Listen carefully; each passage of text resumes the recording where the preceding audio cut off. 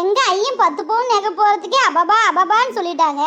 ஆனால் இந்த பொண்ணுக்கு 300 பவுன் நகையும் போட்டு 27 லட்சம் கொடுத்து காரையும் வாங்கி கொடுத்தா வச்சுன்னு புள்ளையை பொழைக்கலான்றது துப்பு இல்லாத அது மாமியார் மருமகளும் கொடுமை பண்ணி பாவம் அந்த புள்ள பாவம் தற்கொலையே பண்ணிக்கிச்சு. அந்த பொண்ணு தோழியும் தப்பு இல்லை. அந்த பொண்ணு தான் போய் அவங்க வீட்டில் சொல்லிச்சில்ல, போமா அந்த இடத்துல இருமா, பொருந்தி வாழு, கொஞ்சம் பொறுத்து வாழு, அப்படி சொல்லி இப்படி சொல்லி புள்ளைய பாவம் அனுப்பி விட்டுட்டாங்க.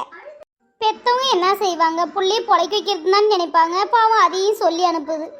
அதே காலகட்டடங்க ஊருங்கெல்லாம் வழக்கமும் அப்படிதான் இருக்குது. ஒரு பொண்ணு வந்து அப்பா அம்மா கிட்ட சொன்னால் அப்பா அம்மா என்ன செய்வாங்க, போமா கொஞ்சம் அட்ஜஸ்ட் பண்ணின்னு வாழுமா அப்படின்னு சொல்லி அனுப்பி விட்றாங்க.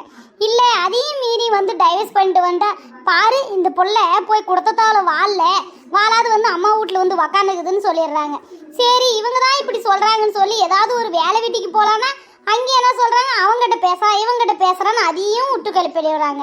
அப்போ என்னத்தை தான் செய்யறது சொல்லுங்க பார்க்கலாம். இதெல்லாம் போதாதுன்னு அக்கம் பக்கத்தில் வேற உங்கள் பொண்ணு அங்கே பேசுதாமே இங்கே பேசுதாமே, ஏன் வாழலையாமா செய்யலாமான்னு சொல்லி அவங்க அப்பா அம்மாவிலேயே இப்போ அவங்க மனசு கஷ்டப்படுறது. அவங்க கஷ்டப்படுறதை பார்த்துட்டு அந்த பொண்ணை என்ன பண்ணுது, தற்கொலை முயற்சி தான் எடுத்துக்குது. இதுதான் காலகட்டத்தில் நடக்குதாக்கும். ஆமாம், கிறகம் பிடிச்சவன் இவ்வளோ நெகப்பானத்தையும் வாங்கிக்கிட்டு சாகும்போது என்ன இதெல்லாம் கூடவா கூப்பிட்டு போக முடியும்?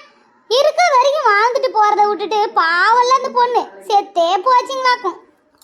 எல்லாருக்கும் ஒரு சொல்கிறதாக்கும், பொண்ணு பொருத்தி பூமி அளவான்றதெல்லாம் அந்த காலமாக்கும். இப்பெல்லாம் பொண்ணு பொறுக்கிறத விட பொங்கி எழுறதாக்கா இந்த காலமாக்கும். கொஞ்சமாவது தயவு செஞ்சு சொல்கிறேன், யாரும் தற்கொலை முயற்சி மட்டும் பண்ணிக்காதீங்க சரிங்களா?